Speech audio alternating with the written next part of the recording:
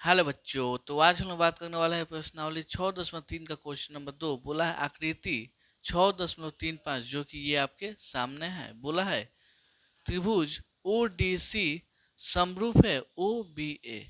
O D C आपका कहाँ है जी?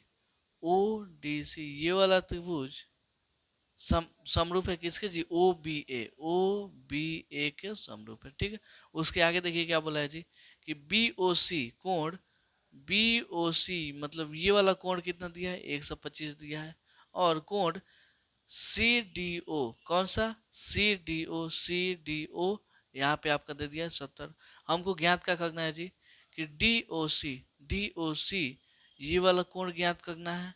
उसके बाद से डी सी ओ ये वाला कोण ज्ञात करना है। उसके बाद से ओ ओ ए बी ये वाला कोण हमको ज्ञात करना है। ठीक है। तो सबसे पहले हम यहाँ पे जो दिया गया है उसको लिख लेते हैं। यहाँ पे करते हैं हम हल। जो दिया है उसको लिख दीजिए। लिखते हैं दिया है। क्या दिया है जी? दिया है कि जो त्रिभुज है ओ डी सी ओ समरूप है किसके जी? ओ बी ए के। कोई दिक्कत? उसके बाद से कोण कोण बी ओ सी का मान दे दिया है आपका 125 डिग्री। कोण सी डी ओ का मान दे दिया आपका 70 डिग्री। ठीक है। कोई दिक्कत नहीं। आप देखिएगा तो सबसे पहले हम इस कोण का निकालते हैं। क्यों? क्योंकि अगर इसका निकल जाएगा तो त्रिभुज के तीनों कोणों के योग से हम इसका निकाल देंगे। तो यहाँ पे देखिएगा, लिखते हैं, ध्यान से देखिएगा। इसलिए कोण बी ओ सी कहीं दिखा आपको? देखिए बी ओ सी ये वाला कोण और ये वाला कोण जिस कोण को लिखना होता है वो कोण क्या होता है? बीच में होता है। तो डी ओ सी क्या हो जाएगा जी? डी ओ सी। आपको मालूम होगा कि किसी भी रेखा पर कितना डिग्री का कोण बनता है? कितना का बनता है जी? 180 का बनता है। कितना का? 180 का।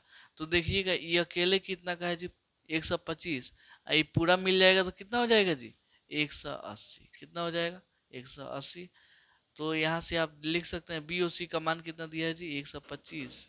यहाँ पे डी ओ सी 180। डी ओ सी कितना हो जाएगा? 180। ये 125 प्लस में इधर आ गया तो 100 माइनस में हो गया। डी ओ सी यहाँ पे 0 में से 5 तो जाएगा नहीं। तो 10 में से 5 गया 5 हो जाएगा। ये अब हासिल दे दिया तो 7 हो गया। 7 में से 2 गया 5। मतलब आपका डी ओ सी का मान कितना आ गया जी? इतना 55।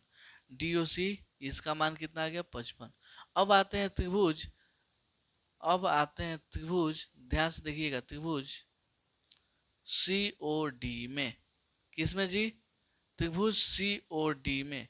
यहाँ पे हम साफ में त्रिभुज बनाए थे ऐसे है। यहाँ पे डी दिया है, यहाँ पे सी दिया है, यहाँ पे ओ दिया है। तो यहाँ का मान है 70, यहाँ का मान आ गया है 55। तो हम कैसे लिख सकते हैं जी? कैसे लिख सकते हैं बोलिए? इस कोण का नाम कैसे लिखेंगे? ई कोण बीच में होगा सी डी ओ। कौन सा जी? सी डी ओ चाहे O D E.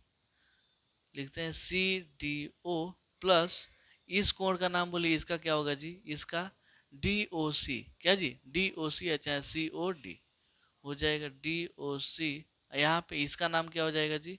D C ओ। क्या जी? डी सी ओ चाहे O C D. D C O equal to 180 degree. चलिए सी डी ओ का मान कितना है? 70। तो 70 हो जाएगा। डी ओ सी का मान है 55 तो 55 हो जाएगा। आपका यहाँ पे निकालना है इसको D C O equal to 180। ठीक है। आप यहाँ से देख सकते हैं 5 में 0 जोड़ेगा 5, 7 5 12 हो जाएगा। यहाँ पे आपका इतना हो जाएगा इक्वल टू 180। आपका मान निकल सकता है D C O equal to 180। 125 plus में इधर आ गया तो माइनस में हो जाएगा।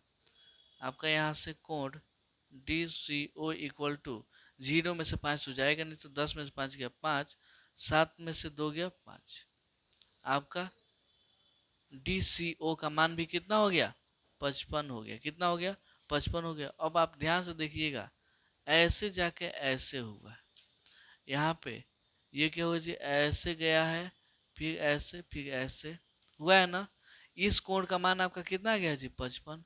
तो इस कोण का कितना होगा, इस कोण का भी होगा आपका 55। कहाँ से, अंतः एकांतर कोण से। तो यहाँ पे लिख सकते हैं, इसलिए कोण ए इक्वल टू ये भी कितना हो जाएगा, 55। कहाँ से, अंतः एकांतर कोण से। तो यही इसका क्या हो गया जी, आंसर हो गया। तो उम्मीद, यहाँ पे देखिए एंगल ए लिखिए, अच्छा है ओ ए बी लिखिए, बतिए तो वही ना है जी, देखिएगा ओ ए बी, यही कोण का बात होगा है। तो आपका ये तीनों कोण निकल गया, ठीक है। तो चलिए मिलते हैं अगले वीडियो में अगले क्वेश्चन के लिए, तब तक के लिए धन्यवाद।